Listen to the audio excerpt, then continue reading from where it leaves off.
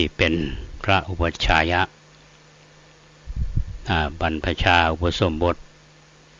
กุลบุตร8 ท่าน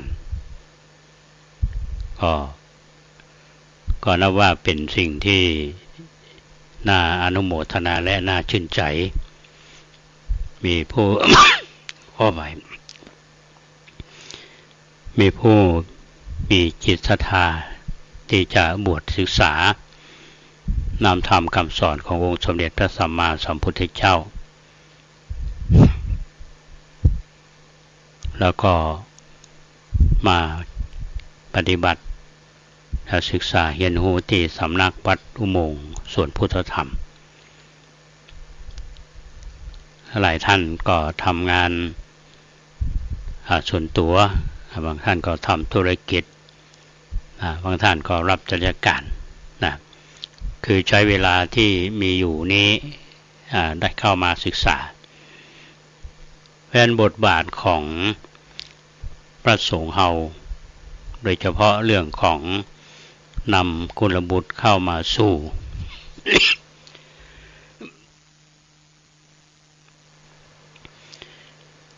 นำกุลบุตรเข้ามาสู่พระศาสนาและคนที่เข้ามาบวชก็ได้ศึกษาได้เรียนรู้เรื่องของพระธรรมวินัยโดยเฉพาะในหลักของการดำเนินชีวิต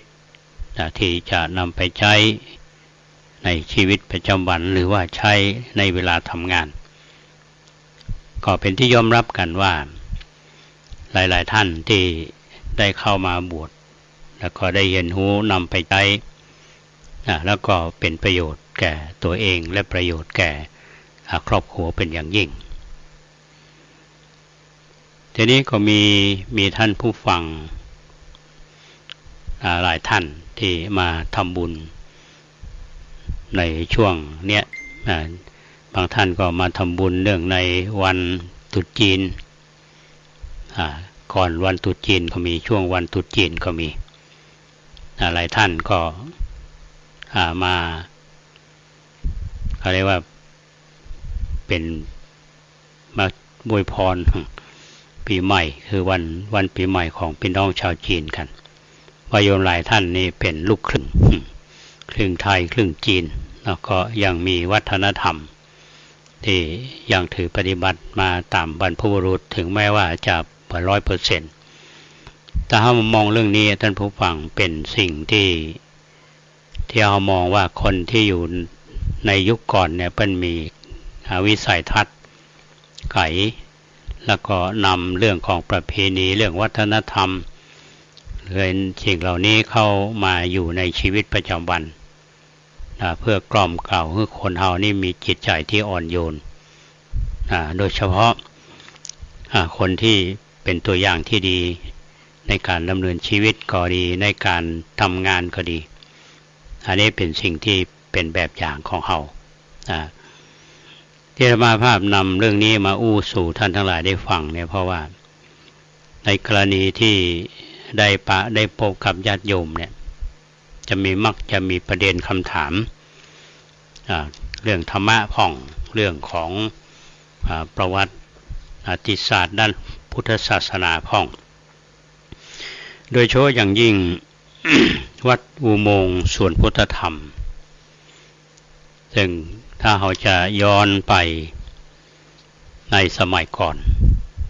เนาะก็เป็นสิ่งที่น่าเรียนรู้ว่าช่วงระยะหลังเนี่ยธรรมาภาพมักจะได้รับนิมนต์จากทางวัดจากท่านพระครูสมุบุญเลิศเพราะว่าเมื่อก่อนนี้หลวงพ่อพระครูสุขรศิลป์ท่านยังมีชีวิตอยู่ท่านก็ได้ทำหน้าที่เป็นพระอุปัชฌายะทีนี้ท่านได้ละสังขารไปทางคณะศิษยานุศิษย์ขอมอบร่างเป็นอาจารย์ใหญ่คือกับโรงพยาบาลสวนดอกไปละในฐานะที่อาตมาภาพเป็นเจ้าคณะตำบลสุเทพเขต 1แล้วก็อยู่ในเขต 2ก็ได้ทำหน้าที่เป็นพระอุปัชฌาย์เพื่อที่จะได้ช่วยกันทำงานพระศาสนาและก็นำคนเข้ามาสู่ ศาสนาที่เข้ามาบวชกันเพราะฉะนั้นวันนี้ก็เลยจะเล่าเรื่องวัดอุโมงค์ให้ท่านทั้งหลายได้ฟังก่อนเนาะซึ่งเป็นวัดใกล้ๆเขาเนี่ยหลายท่านก็เคยมานะก็บางท่านก็อาจจะเคยได้ยินคำว่าวัดอุโมงค์เทียนจันทร์หรือว่าอุโมงค์สวนพุทธธรรมปัจจุบันนี้อย่างชื่อวัดเนี่ยเป็นใช้คำ ใช้ว่าวัดอุโมงค์สวนพุทธธรรมหรืออุโมงค์เทียนจันทร์ทีนี้มันก็มีการสื่อสารให้เราได้มองย้อนไปในอดีตท่านผู้ฟังอาตมาก็พยายามที่จะศึกษาในเรื่องนี้เพราะเป็นเรื่องประวัติศาสตร์ด้านพุทธศาสนาที่เข้ามาสู่ล้านนาเฮาวัดอุโมงค์สวนพุทธธรรมนี่เขาอ่านว่าทำไมชื่อสวนพุทธธรรมมันจะต้องมีคนตั้งชื่อนี้และคนที่ตั้งชื่อนี้ต้องการสื่อให้เฮาได้รู้เรื่องอะไรอย่างโดยเฉพาะอย่างยิ่งผู้ที่มีบทบาทสำคัญในการที่จะฟื้นวัดอุโมงค์เนี่ยก็มีทั้งคฤหัสถ์ที่มีความเลื่อมใสศรัทธาในทางพุทธศาสนาและพระมหาเถระที่เป็นพระเถระผู้ใหญ่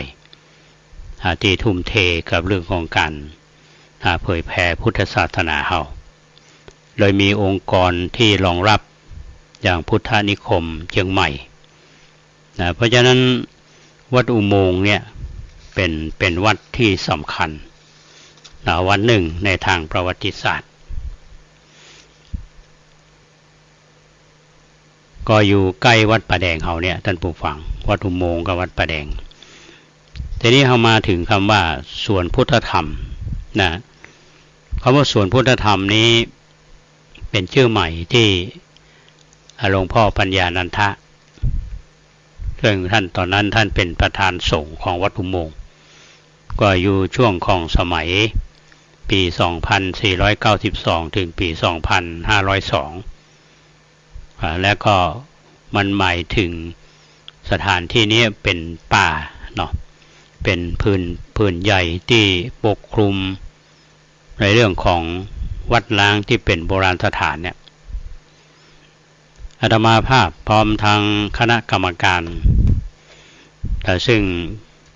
มีฝ่ายของจังหวัดโดยเฉพาะสำนักงานพระพุทธศาสนาจังหวัดเชียงใหม่คณะสงฆ์ซึ่งมี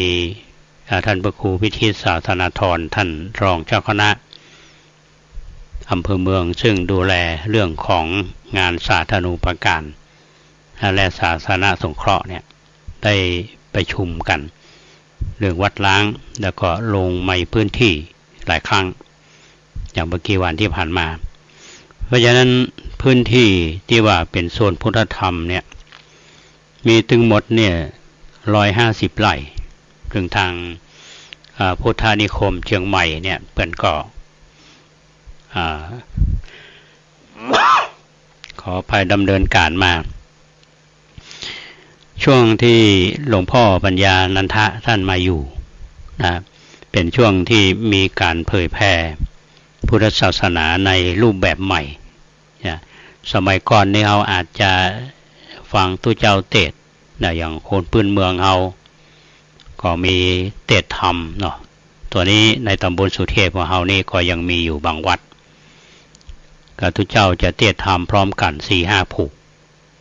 เนาะถ้ามองในแง่ของการนำเสนอเพื่อนบอกว่าเอาอานิสงส์แต่รูปแบบพอหลวงพ่อปัญญานันทะมานี่เพิ่นบ่ได้นั่งเทศเนาะเพิ่นก็ยืนปาฐกถาก็เป็นที่วิพากษ์วิจารณ์กันคนสมัยนั้นว่าตุเจ้ายืนอู้เหมาะแต่ว่าทุกวันนี้มันก็เป็นธรรมดาอันนี้ก็เป็นการแสดงแห่งเป็นจุดหนึ่งที่เราก็ได้เห็นรู้กันมาส่วนพุทธธรรมที่ว่าเนี่ยนะครับเปิ้นก็รวมเอาพื้นที่ของ วัดวัดไผ่11 ก่อหรือที่เรารู้จักกันว่าเวลุกัตถารามซึ่งพระเจ้ามังลายมหาราชเนี่ยเป็นผู้สร้างแล้วก็ถวายเป็นที่พำนักของพระมหากัสสปะเถระเจ้าลังกาซึ่งเข้ามาเผยแผ่พุทธศาสนาในสมัยนั้นวัดอุโมงค์เถนจันทร์หรือว่าวัดอื่นๆที่อยู่ใกล้กับวัดอุโมงค์แถม 4-5 วัดรวมถึงหมดทีนี้เราก็มาดูว่าส่วนพุทธธรรมที่หลวงพ่อปัญญานันทะเปิ้นว่าไว้ตอนที่อาตมาลงพื้นที่ซึ่งก็มีคณะกรรมการวัดอุโมงค์โดยเจ้าชื่นศิโรรสเนี่ยเป็นหลักเปิ้นก็ได้ไปทำหัวกันแนวเขตไว้หมดถึงปัจจุบันเนี้ยทีนี้ ความเป็นมาของวัดอุโมงค์ก็เป็นที่น่าสนใจท่านผู้ฟังถ้าเราจะย้อนไปที่บอกว่าในยุคของพระเจ้าเมงลายเนี่ยนิมนต์ท่านพระมหากัสสปะซึ่งเป็นพระลังกาเนี่ยมาเปิ้นเขาคงจำได้ว่าเมืองเชียงใหม่เขานี่เพราะว่าเป็นพระเจ้าเมงลายก็ดีพระเจ้าลำคำแหงก็ดีพระเจ้างำเมืองก็ดีเป็น3 สหายเนี่ยที่ร่วมกันในการสร้างเมืองเชียงใหม่ขึ้นมาที่ห้องหุกจะว่านพบุรีศรีนครพิงค์ทีนี้พระเจ้าเมงลายเนี่ยเป็นพระมหากษัตริย์ที่เปิ้นนิมนต์พระมาจากลังกาแต่มันมีข้อพิจารณากันท่านผู้ฟังว่าพระลังกาที่มาอยู่เชียงใหม่เนี่ยส่วนใหญ่เพิ่นก็ไปอยู่ป่าเขาเรียกว่าฝ่ายอารัญญิกหรืออารัญญาวาสเป็นพระป่าทีนี้วัดปฏิบัติต่างๆเนี่ยจะแตกต่างจากพระพื้นเมืองเอาซึ่งส่วนใหญ่ก็อยู่ในเมืองก็เรียกว่าคามาวาสีพระลังกานี้จะเป็นผู้ที่เคร่งในพระวินัยกว่าพระพื้นเมืองเอาทีนี้พระมหากษัตริย์ก็มีความเลื่อมใสโดยเฉพาะพระเจ้าเมงลายเนี่ย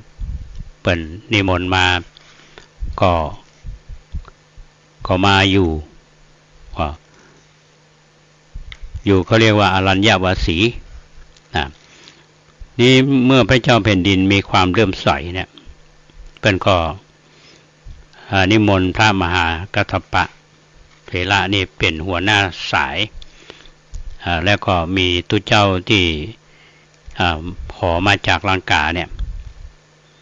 ก็คือวานขอช่วงจากของพระเจ้ารามคำแหงมามีตุเจ้า5 รูปในสมัยนั้นและนี่หมายความว่าในยุคของ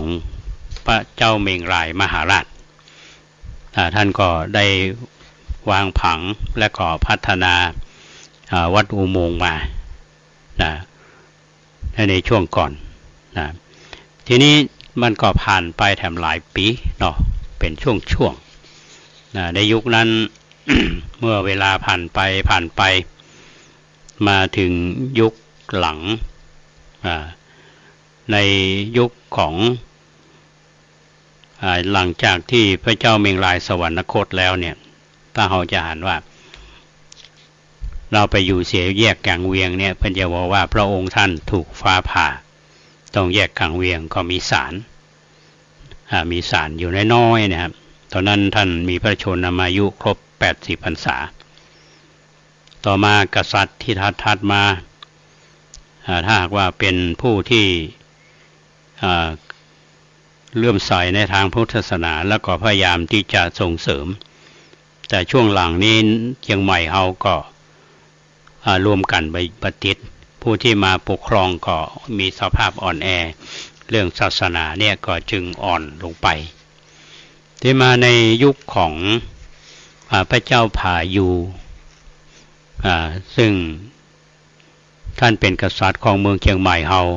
เมื่อปี1877เนี่ย ในช่วงที่พระศาสนาก็ก้อยๆเจริญขึ้นแล้วพระมหากษัตริย์ก็อยู่ในทศพิธราชธรรมนะก็ได้นิมนต์สมัยพระเจ้าพายุเนี่ยได้โปรดให้ราชบัณฑิตไปอาราธนาพระมหาอุอภัยจุฬาเถระกับพระสงฆ์10 รูปนะจากเมืองหฤพุนชัยเมืองละปูนเนี่ยแล้วมาเป็นสังฆราชครองวัดลีเชียงพระก็คือวัดพระสิงห์ในปัจจุบันนี้ความหมายคำว่าลีกับเชียงพระเนี่ยเพิ่นบอกว่าคำว่าลีเนี่ยหมายถึงกาดเราจะได้ยินเขาคนเฒ่าสมัยก่อนเพิ่นจะว่ากันว่าไปกาดไปลี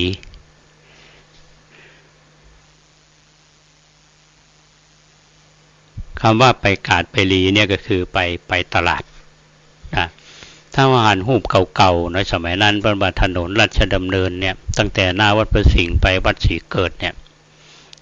ก็จะมีคนขายของเป็นกาดย่อมๆอย่างนั้นหน้าวัด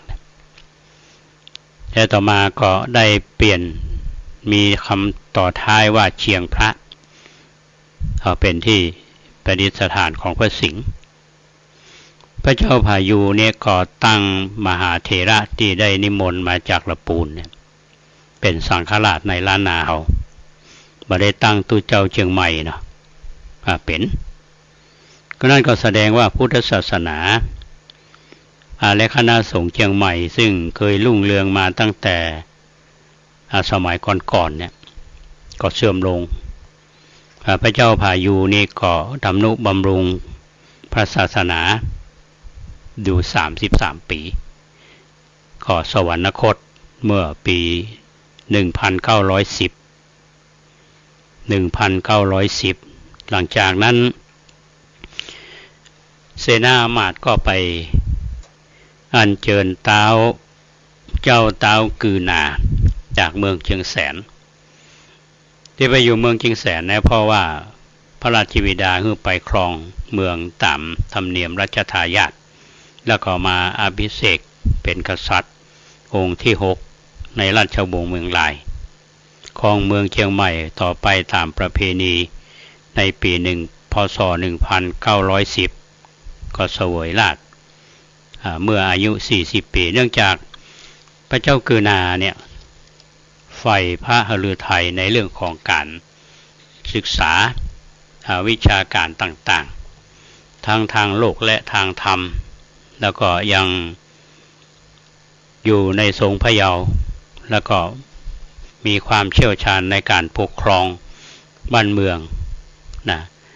ที่สำคัญนั่นคือตั้งอยู่ในทศพิธราชธรรมเพราะสมัยของพระองค์นี่พุทธศาสนาได้เจริญรุ่งเรืองพอระยะ21 ปีคือนับตั้งแต่ปี1910เนี่ยถึง1931เนี่ยที่พระเจ้ากือนาธรรมิกราชครองราชย์ก็ปกครองบ้านเมืองเป็นอย่างดีข้าราชการผู้ใหญ่ประชาชนก็มีความเคารพภักกันนับถือพระองค์เป็นอย่างยิ่งทีนี้ในยุคนั้นเนี่ยท่านผู้ฟังถ้าเราย้อนไปในเรื่องของประวัติศาสตร์พุทธศาสนาที่อาตมาไปตะกี้ก็คือว่าวัดพระสิงห์เนี่ยนิมนต์พระมาจากละปูนเราเป็นสังฆราชแปลว่าถ้าว่ามาจากละปูนเนี่ยก็สายพื้นเมืองเดิมเนาะเพิ่นก็บอกว่าถ้าพื้นเมืองเดิมนี่ก็มาสืบกันมาตั้งแต่สมัยนางจามเทวีทีนี้พอมาในยุคของพระเจ้ากือนาเนี่ยเพิ่นก็มองสถานการณ์ของพุทธศาสนาในเชียงใหม่เอาเนี่ยนะก็ได้ยินเกียรติศัพท์ของพระสายลังกาเพิ่นก็ไปส่งคนเพื่อไปนิมนต์เคยส่งราชบัณฑิตเนี่ยไป อาราธนาพระมหาสวามีอุทุมพรซึ่งเป็นเจ้ารามันก็หมายความว่าเป็นพม่าเนาะรามันแต่มีเชื้อสายลังกาวงศ์ ที่สำคัญนะคือท่านแตกฉานในเรื่องของพระธรรมวินัยที่เมืองเมาะตะมะ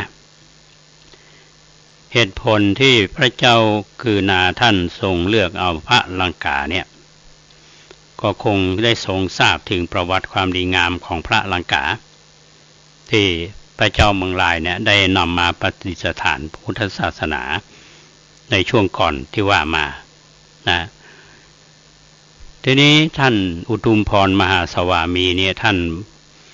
มอบคือกับลูกศิษย์ลูกศิษย์10 รูปมีท่านอานนท์เป็นประธานมาเมื่อมีสายรามันขึ้นเจอสายลังกาบงมาถึงเนี่ยก็มาอาราธนามาพักที่วัดโลกมูลีวัดโลกมูลีที่จำเผือกเนาะตรงกันข้ามกับวัดมนเทียนทีนี้พอนิมนต์ทำพิธีกรรมเรื่องของสมมติสีมาก็ดีอุปสมบทก็ดีพระสายรามันทั้ง10เนี่ยสามารถที่จะปฏิบัติได้เพราะว่าการบรรพชาอุปสมบทกุลบุตรเนี่ยในประเทศไทยแบบลังกาวงนั้นพระมหาสวามีอุทุมพรมหาสวามีเนี่ยเปิ้นมอบอำนาจคือกับพระมหาสุมาณะเถระและท่านอโนมัทสีเป็นผู้กระทำเพียง2 รูปเท่านั้นเพราะว่าพระเถระ2 รูปเนี่ยเปิ้นมีความเชี่ยวชาญในด้านของพระธรรมวินัยเรียนพระไตรปิฎกที่อยุธยาก่อนแล้วก็ปิกไปเรียนต่อที่มอตมะไปเรียนกับท่านอุทุมพรมหาสวามีซึ่งเป็นอาจารย์เป็นเวลาถึง4 ปีแล้วก็ปิกมาสุโขทัยก็ป่าพระที่ได้ศึกษาเล่าเรียนพระธรรมวินัยมีความเชี่ยวชาญ10 รูปเนี่ยแล้วก็ไปสวดยติเป็นภิกษุแบบลังกาวงและท่านอุทุมพรมหาสวามีนี่ก็มอบอำนาจให้ท่านมหาสุมาณะเถระและท่านอโนมัทสีก็มาบวชพระเจ้ากือนาเนี่ยก็ถือว่าเป็นผู้ที่มีพระวิสัยทัศน์ไกลเนาะถ้าว่าเป็นภาษาบ้านเฮามองในองค์รวมแล้วสถานการณ์พุทธศาสนาในล้านนาเฮายุคนั้นก็น่าจะเสื่อมเปิ้นก็ตั้งคือหมื่นเงินกองหมื่นเงินกอง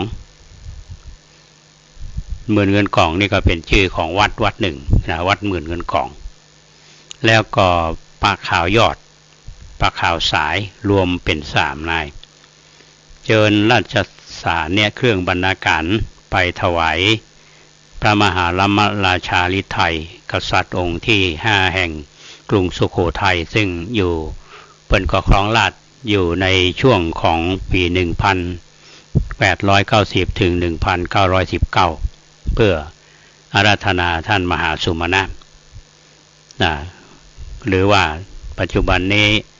พระเดชพระคุณท่านเจ้าคุณพระราชรัชมุนีเปิ้นก็สร้างอาคาร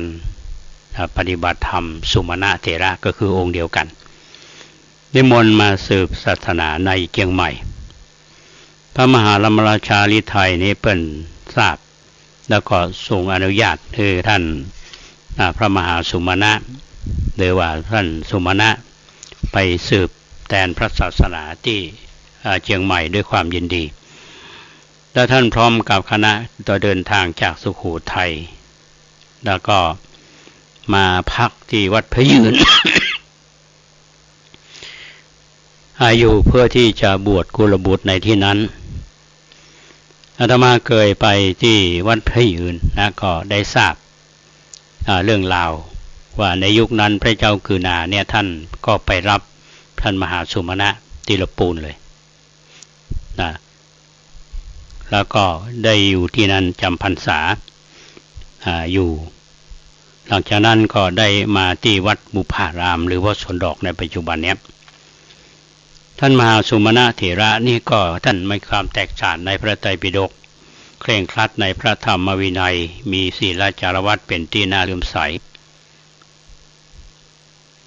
พระเจ้ากือนาก็ได้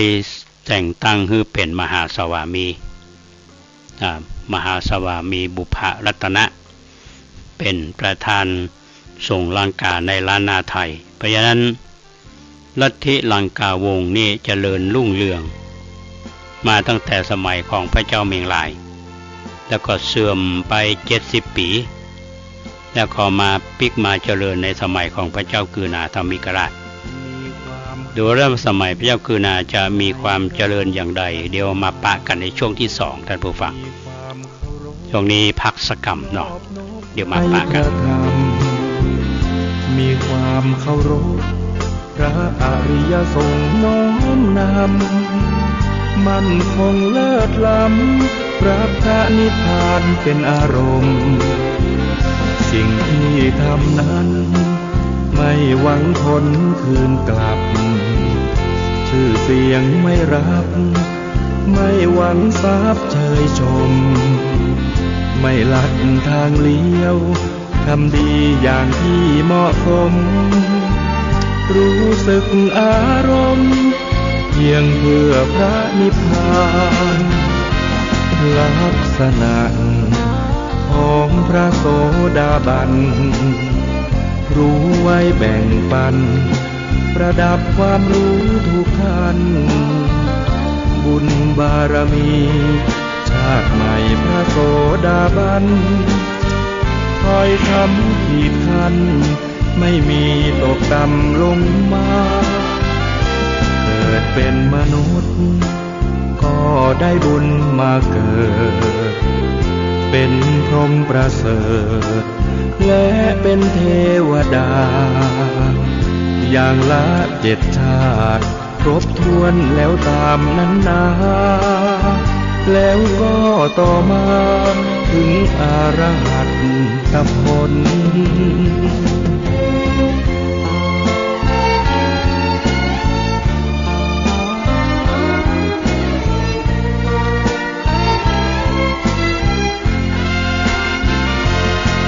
ลักษณะ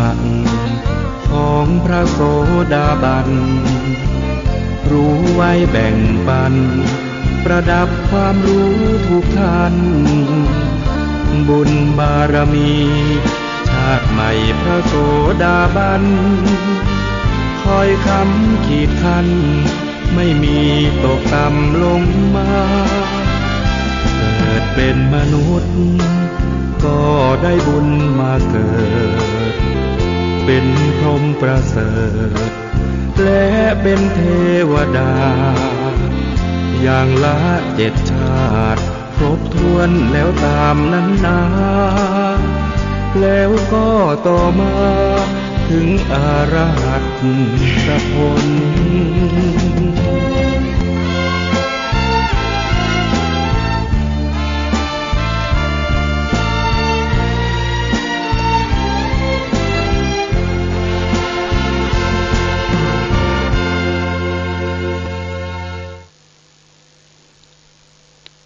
ช่วงที่2ของรายการ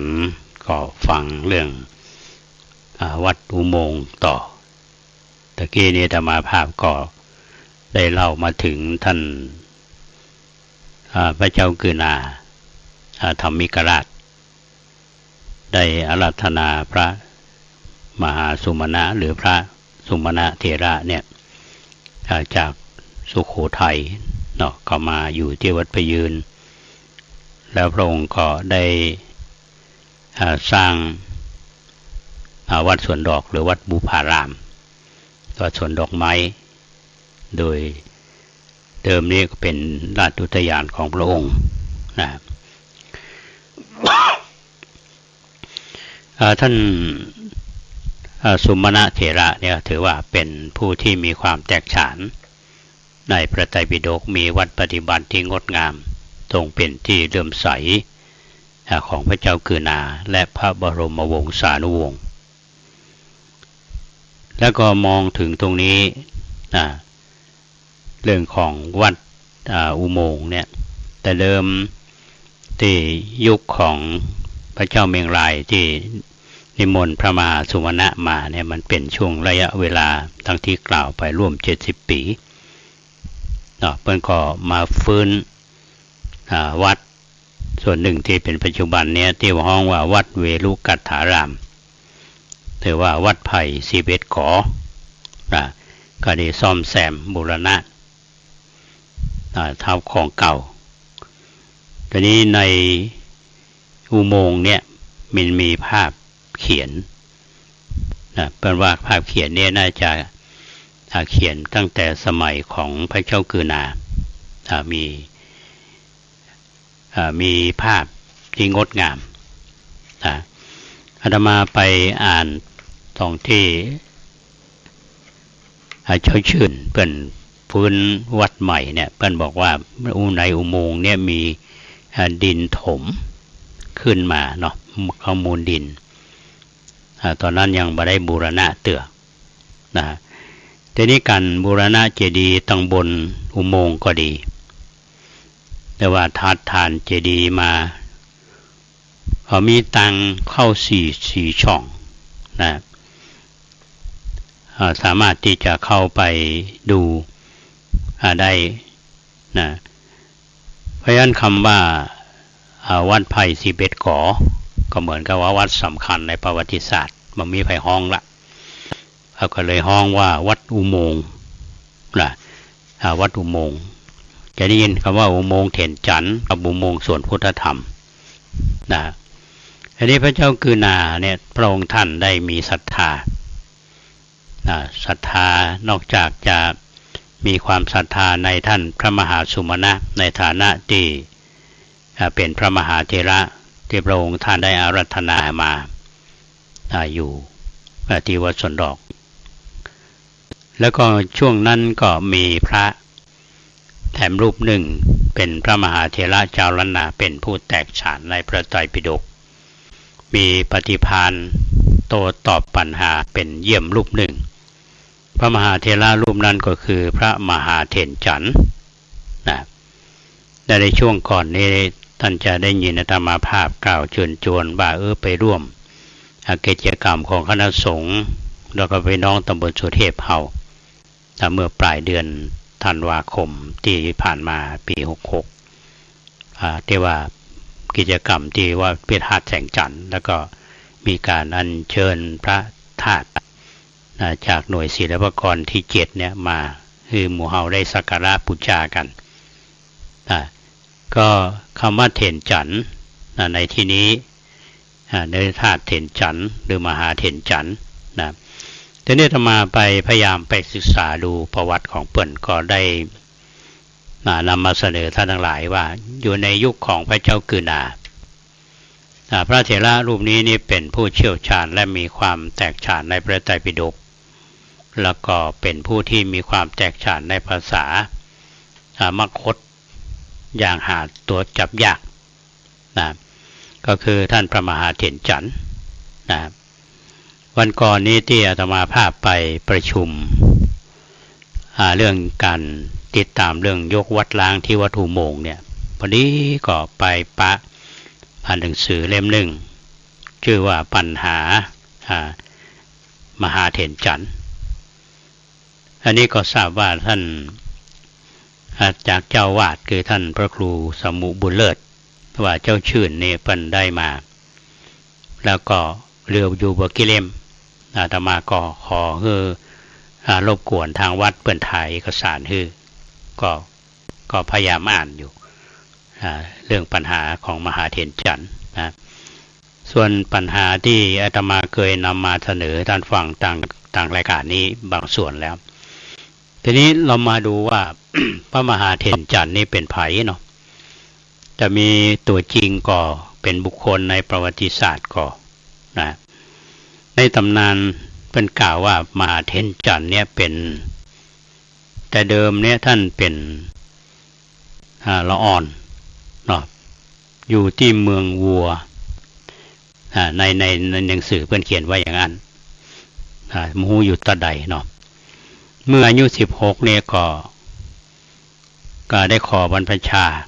เป็นสมณเณรกับพระเถระในไผ่11 ขอก็คือบริเวณวัดอุโมงค์เนี่ยต่อมาก็มาออกจำพรรษาอยู่ที่วัดโพน้อยนะก็หมายถึงว่าวัดอุโมงค์เถนจันทร์อุ นมหาเถรจันทร์ถนนลาดจับไปขีในตำบลศรีภูมิเนี่ยในเวียงเนี่ย3 ปีแล้วก็เป็กเป็นตุเจ้าและจำภาษาอยู่ที่วัดโพน้อยนี่แถม3 ภาษาในขณะนั้นครูบาเจ้าวาดวัดไผ่11 ขอเนี่ยซึ่งเป็นพระอาจารย์ก็ได้อาพาธมีอาการนักก็พระมหาเถรจันทร์หรือพระภิกษุจันทร์เนี่ยก็ไปเยี่ยมและเฝ้าพยาบาลดูแลอาจารย์เพิ่นก็มอบคัมภีร์ศาสตร์ประเภทหนึ่งชื่อว่ามหาโยคีมันตระประเภทก็คือและก็แนะนำให้เอาไปทำพิธีเล่าเรียนในที่สงัดแล้วก็บอกว่าให้ท่องมนต์บนนั้นให้จบแล้วก็ให้มีสติปัญญาเฉลียวฉลาด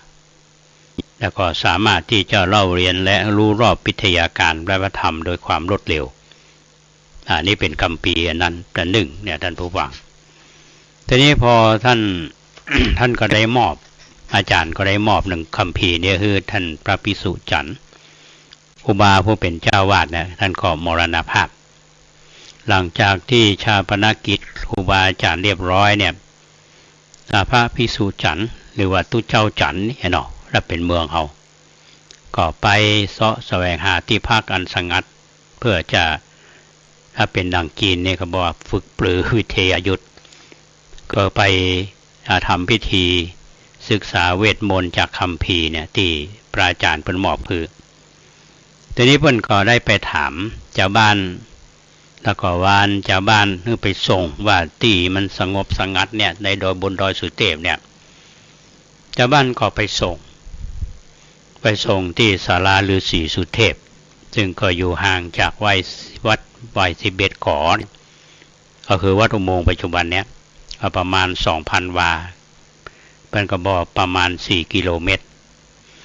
เมื่อไปถึงที่หันแล้วตุเจ้าจันทร์เนี่ยก็บอกให้ชาวบ้านปิก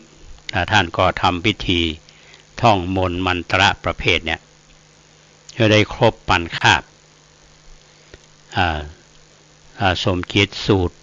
500 คาบมหาสมัยสูตร500 คาบธรรมจักรสูตร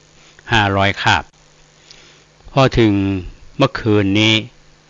ที่คืนที่3ท่านก็ได้สวดมนต์มหาสมัยสูตรแถม500 คาบพอสวดถึงตอนที่ว่าเขมิยาดุสิตายามาเนี่ยท่านก็ได้หันแสงสว่างส่องมาตัดหน้าแสงนั้นเคลื่อนใกล้เข้ามาจนเห็นได้ชัดปรากฏเป็นรูปคล้ายมนุษย์และสวยงามเป็นอย่างยิ่งมายืนอยู่ตรงหน้าแล้วก็ถามท่านว่าท่านมาเนี่ยอย่างนี้มีคำปรารถนาอย่างตัวเจ้าจันทร์ก็ตอบว่าอาตมาเนี่ยมาทำศาสตรเพศ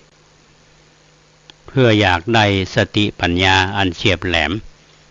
เฉลียวฉลาดผู้ประหลาดท่านนั้นก็ถามแถมต่อไปว่าท่านจะอยู่ในพรหมจรรย์จนตลอดชีวิตก่อ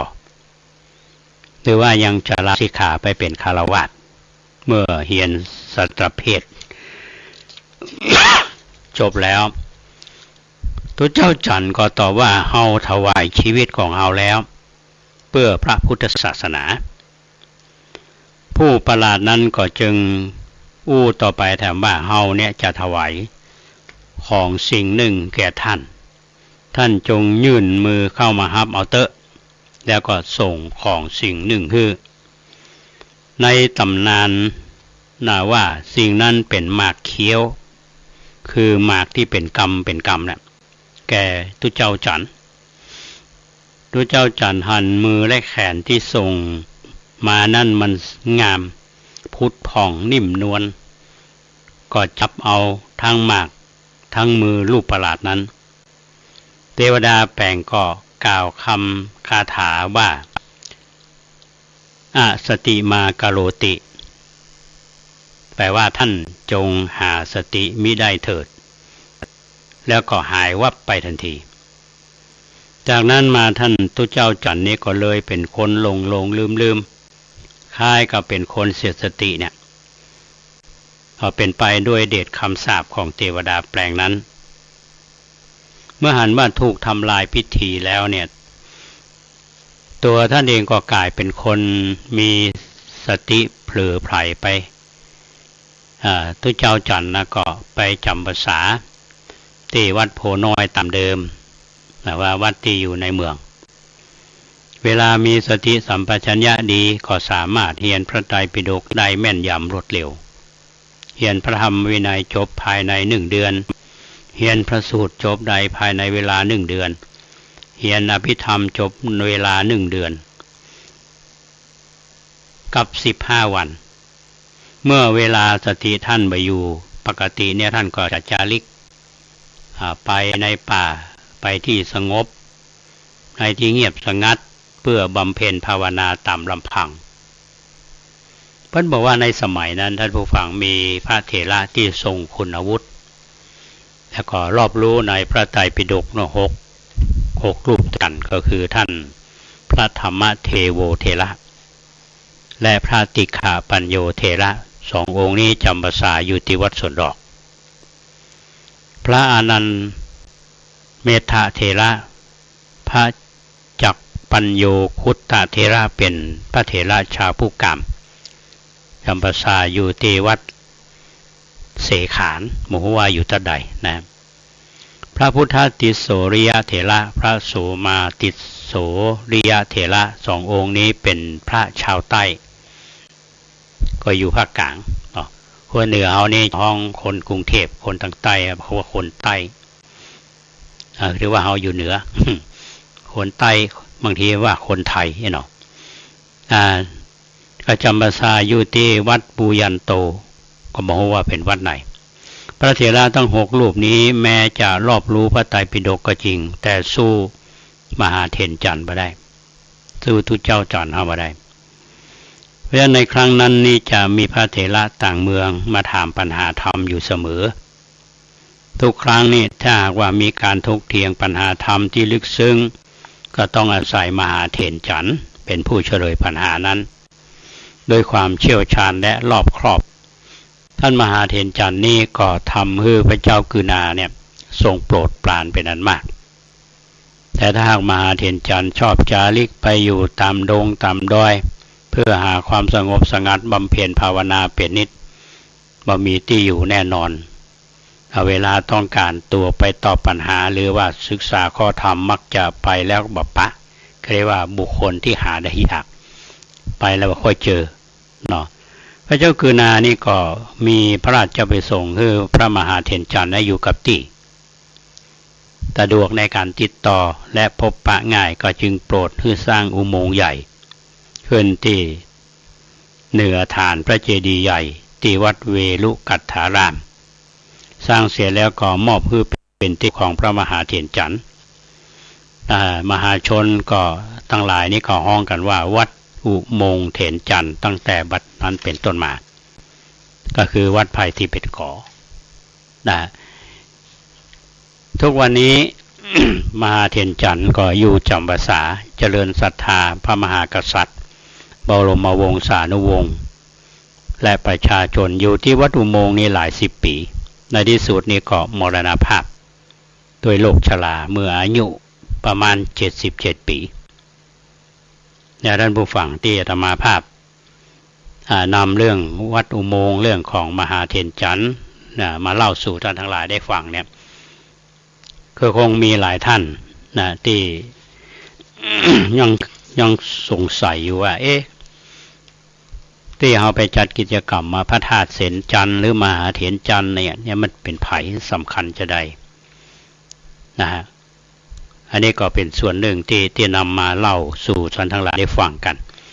แล้วก็ยังมี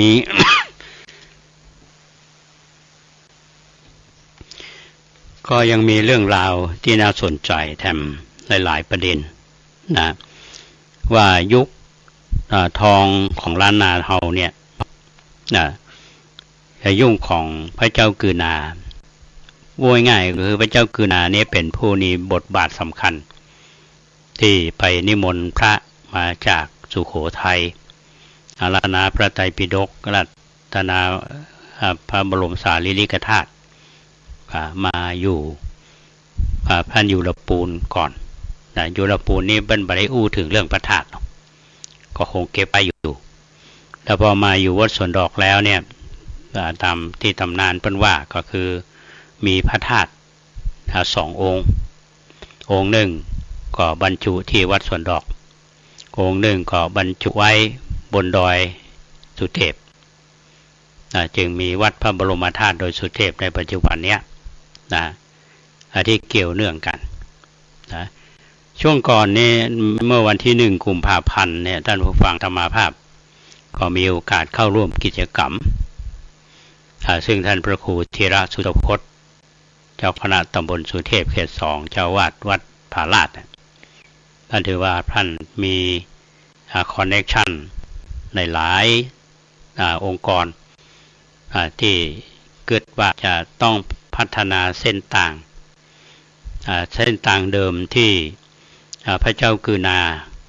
ได้อาราธนาพระบรมสารีริกธาตุขึ้นไปที่ดอยสุเทพไปจ้างไปยอบอยู่ที่พระบาท3 ยอบแล้วก็มีความประสงค์ว่าเขาจะรื้อฟื้นกิจกรรมอย่างท่านพระครูธีระเปิ้นกำลังจะปล่อยหลวงวันที่22 ถึง 24 กุมภาเนี่ยจัดกิจกรรม1 กิจกรรมนั่นก็คือปากันลำลึกถึงอดีตอดีตในสมัยที่พระเจ้ากือนาเนี่ยได้อาราธนาแล้วก็อัญเชิญพระบรมสารีริกธาตุขึ้นช้างมงคลไปที่วัดดอยสุเทพที่เราได้ศึกษากันว่าพอไปถึงดอยสุเทพนี่ช้างเชือกนี้ก็ล้มหมายความว่าก็ถึงแก่ความตายตอนนั้นอยากจะย้อนลำลึกถึงตรงนี้ก็ทราบว่าวันพรุ่งนี้เปิ้นจะมีประชุมเตรียมงานเรื่องขบวนตั้งขบวนก็คงตั้งขบวนตั้งแต่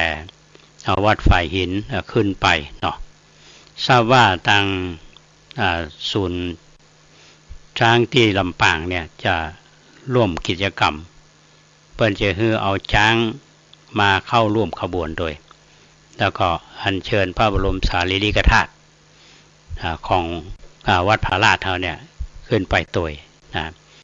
อันนี้เป็นสิ่งที่เฮาน้อมรำลึกถึงอดีตเนาะอดีตนี้มันบอกอย่างหลายอย่างนะในสมัยของพระเจ้ากือนาแล้วหลังๆมานี่ก็ช่วงของครูบาเจ้าศรีวิชัยเตียวขึ้นดอยเนาะสมัยก่อนนี้พี่น้องเฮาวัดวารามต่างๆเมื่อถึงวันกิจกรรมเตียวขึ้นดอยเนี่ยก็จะเตียวขึ้นสายต่างเนี้ยเพื่อที่จะไปไหว้สาพระบรมธาตุโดยสุเทพจัดกิจกรรมยังบ่ได้สร้างต่างขึ้นโดยสุเทพต่อใจเส้นต่างนี้เพราะฉะนั้นเราก็จะมีโอกาสได้เข้าร่วมกิจกรรมตามรอยของพระเจ้ากือนาธรรมิกราชที่อัญเชิญพระบรมสารีริกธาตุที่ได้มาจากสุโขทัยที่เมืองปางจาแล้วก็ไปบรรจุไว้ต่อมาก็เป็นพระบรมธาตุเจ้าโดยสุเทพปัจจุบันนี้อันนี้เป็นสิ่งที่เชื่อมโยงกับอดีตก็คงจะทำให้หมู่เฮาท่านทั้งหลายได้ภูมิใจว่าเรื่องราวในอดีตเป็นเรื่องราวที่ควรแก่การจดจำควรแก่การเรียนรู้เพราะเฮาลำนึกถึงสิ่งเหล่านี้แล้วมันจะสะท้อนภาพลักษณ์ในอดีตสู่จิตใจของหมู่เฮาได้เป็นดีอย่างช่วงก่อนเนี่ยอาตมาได้อู้ถึงเรื่องนี้ว่าที่ทางคณะ จังหวัดเชียงใหม่เนี่ยเพิ่นได้ก็เรียกว่าเสนอเรื่องการขอขึ้นบัญชีมรดกโลกเนี่ยและเชียงใหม่เฮาก็ได้รับการขึ้นบัญชีมรดกโลกชั่วคราวนะคือการขึ้นบัญชีแล้วเนี่ยเราจะต้องนำเสนอนะการเสนอขึ้นเป็นบัญชีมรดกโลกแล้วก็เมื่อเพิ่นรับประกาศขึ้นบัญชีแล้วเนี่ยมันก็ต้องทำตามอนุสัญญามรดกโลก นะ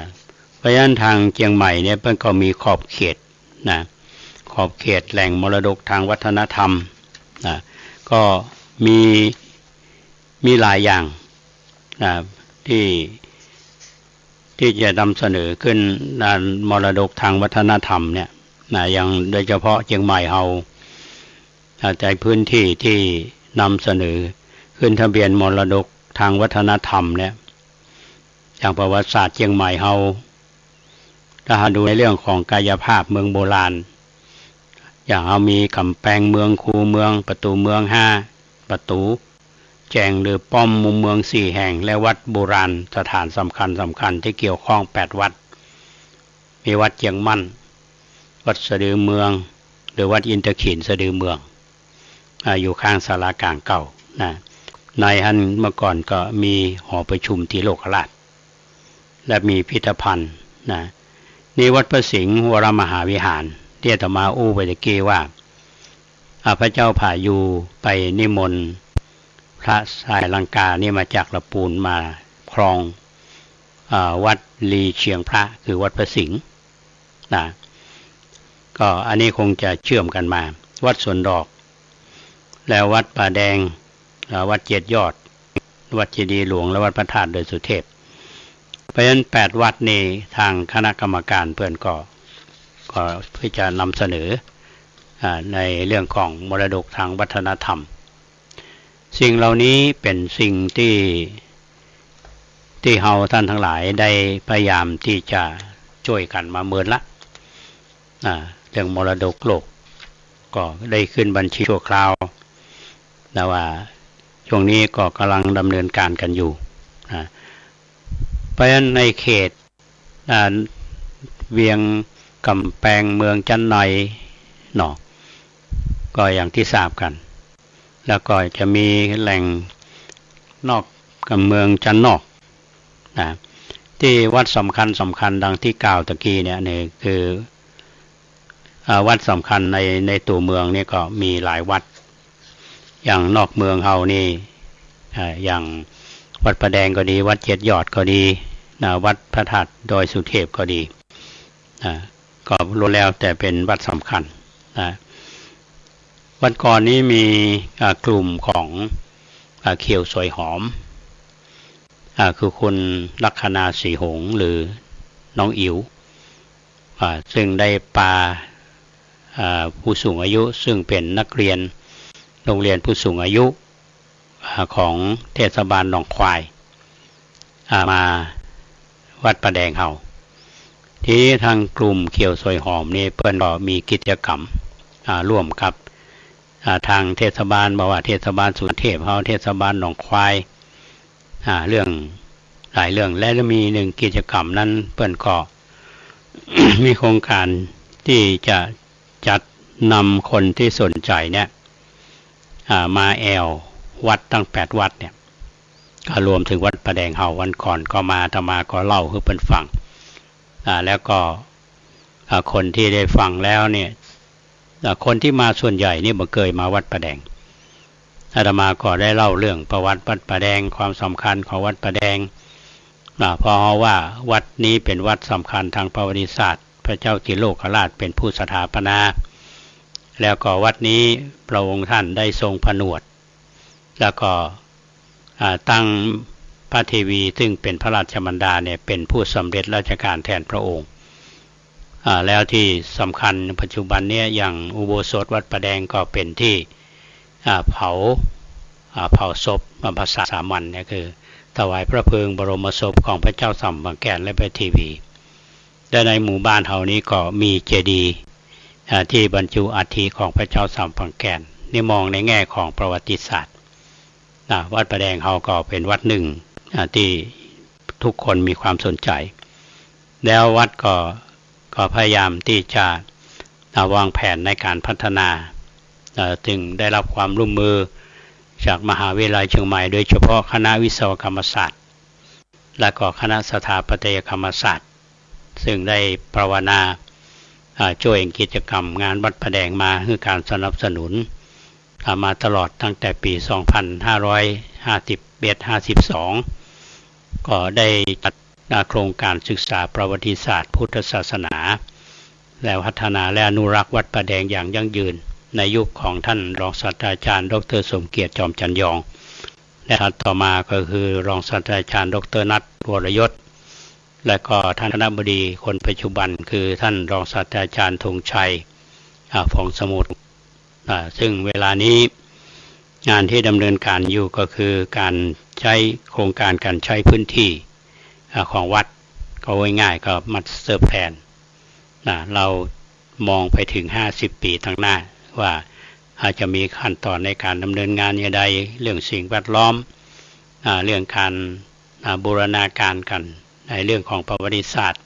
จะแยกอย่างใดให้มันเป็นแหล่งเรียนรู้ก็จะมีโครงการขึ้นมาแห่งโครงการนั่นก็คือสร้างศูนย์อาคารศูนย์การเรียนรู้และพิพิธภัณฑ์ที่โลกราชที่วัดป่าแดงเฮาก็เช่นเดียวกันอยู่ระหว่างดำเนินการอันนี้จะมาสอดรับกับหากว่าวัดป่าแดงเฮาดึงทางคณะกรรมการเพิ่นบอกว่าวิหารวัดป่าแดงเฮานี้ซึ่งเป็นสถาปัตยกรรมแบบล้านนาเพิ่นก็จะขึ้นทะเบียนก็จะเสริมกันอันนี้ก็เป็นเรื่องที่ทางคณะกรรมการขับเคลื่อนของเชียงใหม่เพิ่นกำลังดำเนินการอยู่นะครับความคืบหน้าประการใดก็คงจะได้ประสานกับคณะกรรมการ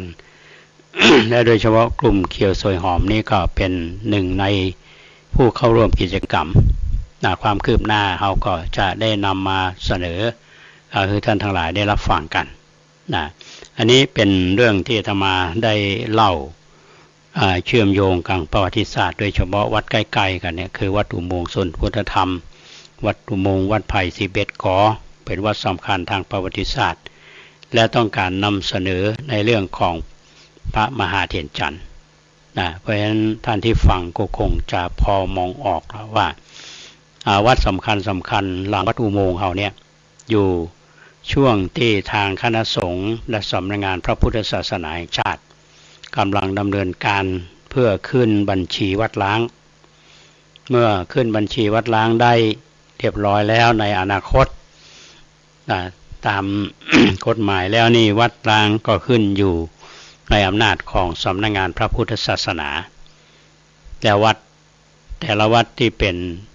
วัดล้างเนี่ยก็สามารถที่จะยกขึ้นมีพระสงฆ์จำพรรษาได้เหมือนกับหลายๆวัดอย่างที่เราเห็นชัดเจนวัด วัดโลกโมลีมโลกโมลีก็เดี๋ยวนี้ก็เจริญรุ่งเรืองแล้วในเขตตำบลสุเทพเขต1เฮานี่ก็มีแถมวัดนั้นทุกฝั่งด้านเสนาสนะต่างๆนี่ก็มีพร้อมแล้วก็ดำเนินการเอายื่นเรื่องไปแล้วเพื่อจะตั้งเป็นวัดที่ถูกต้องยกเป็นนิติบุคคลก็คือวัดประธานพรอันนี้ก็เป็นเรื่องที่ทางคณะสงฆ์และทางหน่วยงานที่เกี่ยวข้องคือสำนักงานพุทธศาสนาก็ดำเนินการอยู่เพราะฉะนั้นวัดสำคัญมีทลายแถมหลายวัดที่เขาคนจะมาสนใจนะครับอันนี้เป็นเรื่องที่เล่าสู่กันฟังก่อนจะจากกันท่านผู้ฟังว่าอาจจะมีข่าวย่อๆเนาะสั้นๆให้ท่านทั้งหลายได้ฟังในวันที่7 มีนาคม 2566เนตีวัดตาสตอยอำเภอเมืองจังหวัดเชียงใหม่ท่านอาจารย์พระมหาเกษมเขมาภินันโทเจ้าวาดเพิ่นก็ได้จัดงานวันกตัญญูคำว่ากตัญญูเนี่ยก็คือมองถึงผู้ที่เคยมีบุญคุณต่อวัดอาตมาเป็นศิษย์ของวัดป่าแดงที่อยู่ภายใต้บารมีของหลวงพ่อบุญมีชัยอุทโธตั้งแต่เป็นสามเณรแล้วก็ท่านเมตตาหาโยมมาเป็นเจ้าภาพบวชคือแล้วเราก็มีโอกาสได้ศึกษาเราเรียนได้ทำงานเพื่อคณะสงฆ์อย่างถึงทุกวันนี้ก็เพราะเรามีครูบาอาจารย์เมื่อจะมองย้อนไปแล้วนี่วัดตาสตอยมีครูบาพิมพิสารเจ้าวาดองค์ก่อนแล้วครูบาสิทธิแล้วก็มาครูบาบุญมีแล้วก็ทาง ท่านอาจารย์พระมหาเกษมเขมาภินันโทก็จะได้จัดทำบุญโดยนิมนต์เจ้ามาสวดพุทธมนต์แล้วก็มอบทุนการศึกษาให้กับพระภิกษุสงฆ์สามเณรที่สอบนักธรรมบาลีได้แล้วก็มอบทุนการศึกษาให้กับนักเรียนจากโรงเรียนเทศบาล11โรงแล้วก็มอบทุนสนับสนุนมูลนิธิองค์กรการกุศลเพราะฉะนั้นในฐานะที่หมู่เฮาเป็นศิษย์เก่าของวัดเจ้าสตอยเฮานึกถึงครูบาอาจารย์ไม่ว่าจะเป็นครูบาพิมพิสารครูบาบุญมีครูบาสิทธิเนาะเอาก็ไปร่วมบุญกันท่านใดที่จะร่วมเป็นเจ้าภาพทายทานก็ดีเป็นเจ้าภาพลงทานก็ดีท่านสามารถที่จะติดต่อที่ท่านอาจารย์พระมหาเกษมเขมาภินันโทได้ทุกวันไปติดต่อที่วัดอันนี้อาตมาภาพในฐานะที่เป็นศิษย์เก่าก็ได้ประชาสัมพันธ์คือท่านทั้งหลายได้รับทราบจริงๆแล้วมีสปอร์ตที่คุณเกษตรเพชรสำริดก็ได้เปิดให้ท่านทั้งหลายฟังอยู่นี่เสริมเรื่องของกิจกรรมทีนี้คณะสงฆ์จังหวัดเชียงใหม่เฮาก็มีกิจกรรมแห่งอันหนึ่งก็คือการที่พระสงฆ์ในเขตหนเหนือได้รับพระราชได้รับพระราชทาน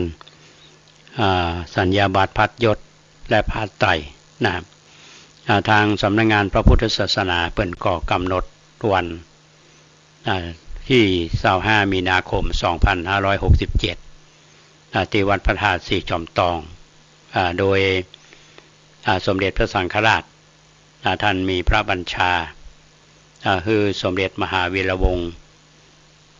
กรรมการมหาเทรสมาคม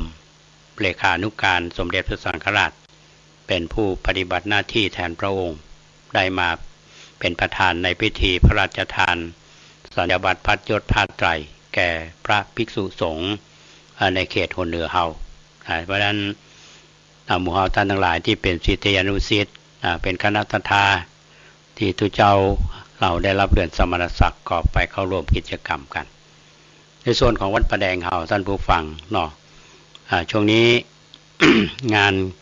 ก็กำลังรอเรื่องของผลของการดำเนินงานถ้ามีความคืบหน้าจะใดถ้ามีการประชุมอย่างใด